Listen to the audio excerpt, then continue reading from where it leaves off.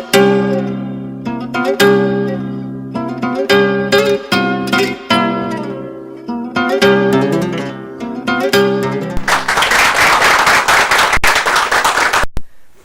tratamento baseia-se nos antimoniais, pentamidina, anfotericina e atualmente a metofosine. Só que esses compostos são altamente tóxicos para o paciente e tem também surgido parasitas resistentes a este tratamento. Por isso vem sendo motivada a pesquisa para novas drogas anti-leishmania. Uma abordagem racional para o desenvolvimento de novas drogas baseia-se na identificação de vias metabólicas indispensáveis para a sobrevivência do parasita. Um exemplo disso é a síntese de purinas. E as purinas, como todo mundo sabe, são essenciais para a síntese de DNA, RNA e outros metabólitos.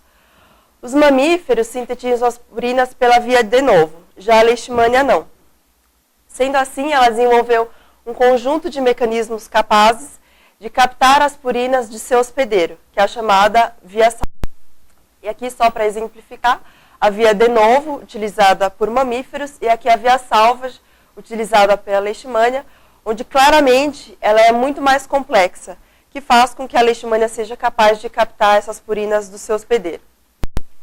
Essa captação é mediada por transportadores de nucleotídeos localizados na membrana do parasita e até hoje foram descritos 4 diferentes transportadores. Sendo assim, a gente propôs como o metabolismo de purina um alvo promissor para uma nova droga anti-leishmania.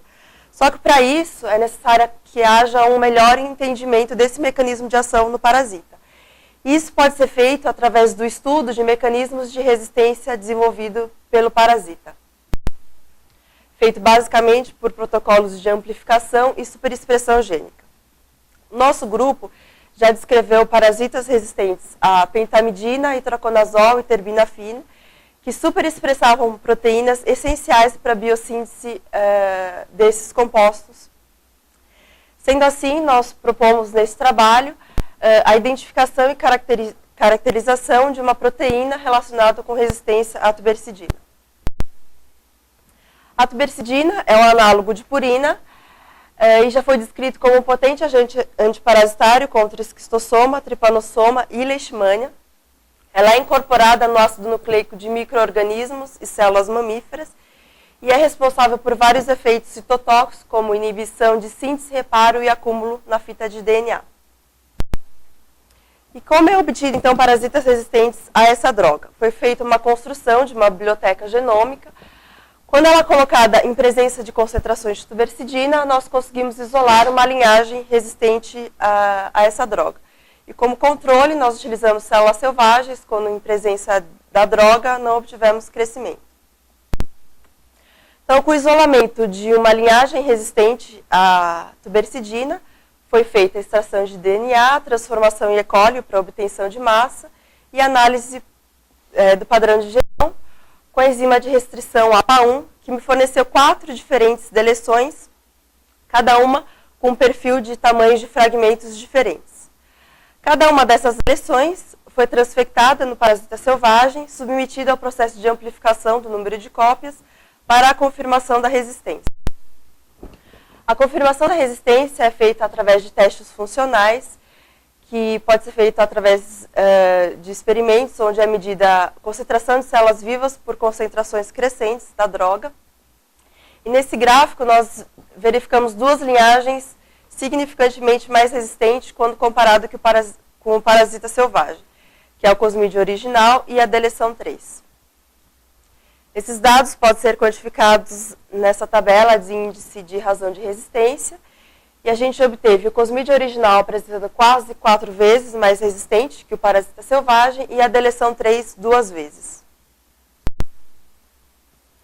Confrontando esses dados com um mapa genético, nós verificamos que a região comum entre o cosmídeo original e a deleção 3 é esse fragmento de 9,6 kb.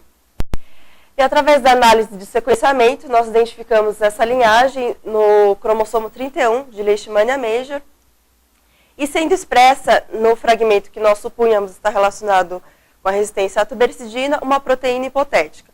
Ou seja, ela tem toda uma conformação de proteína, porém ainda com função desconhecida. Sendo assim, nós focamos nossos estudos nessa proteína. Aí foi feito uma série de outras deleções com enzimas de restrição, com o intuito de isolar só essa proteína. Essa nova construção foi transfectada no parasita selvagem, submetida ao processo de amplificação gênica para os testes funcionais. E os testes funcionais mostraram que a proteína sozinha, ela comporta-se de maneira similar à nossa deleção 3, apresentando quase 2 vezes mais resistente que o parasita selvagem. Esses dados eles foram contra todos o que nós já tínhamos descrito pelo nosso grupo, onde quanto mais isolada a proteína, maior era o seu nível de resistência.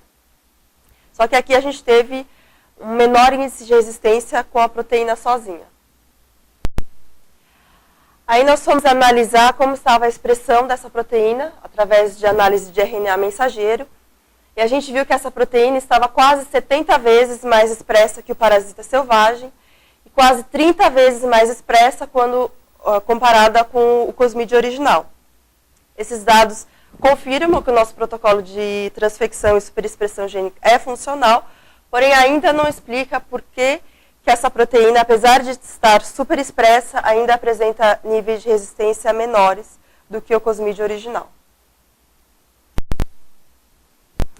Aí nós voltamos ao mapa genético e nós verificamos que a região faltante entre o cosmídeo original e a deleção 3 seria esse fragmento de 4,5 kb.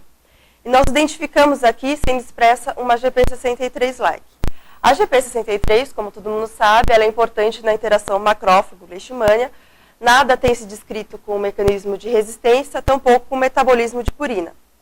Porém, nós supomos que alguma outra região aqui pudesse estar influenciando nessa proteína. Sendo assim, nós fizemos uma nova construção com a proteína mais sua região upstream. Essa construção foi transfectada no parasita selvagem, submetida ao processo de amplificação para os testes. E, surpreendentemente, essa linhagem comportou-se de maneira similar ao parasita selvagem. Ou seja, ela não apresentou resistência nenhuma. Esses dados ainda vão ser estudados, por que aconteceu isso, o que pode estar influenciando, né, ou não nessa proteína. E aí, paralelamente a isso, nós fizemos estudos para comparar que todo esse protocolo de transfecção, amplificação, número de cópias é feito por engenharia genética.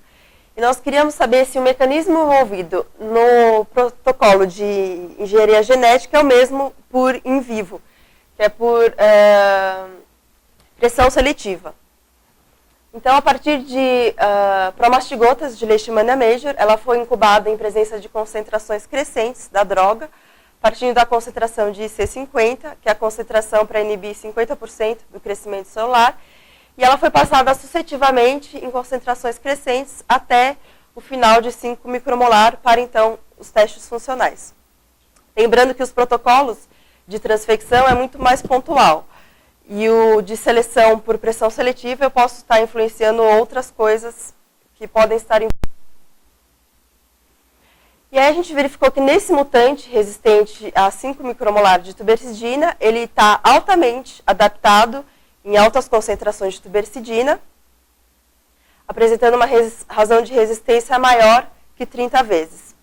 Porém, esse perfil de resistência ele é revertido quando eu coloco essa cultura na ausência da droga, diminuindo de 30 para 17 vezes na ausência da droga por 2 meses, e de maneira similar ao parasita selvagem, após 6 meses na ausência da droga.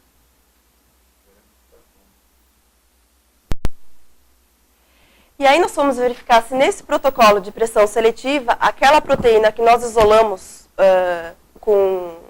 pelo processo de transfecção, seria funcional aqui.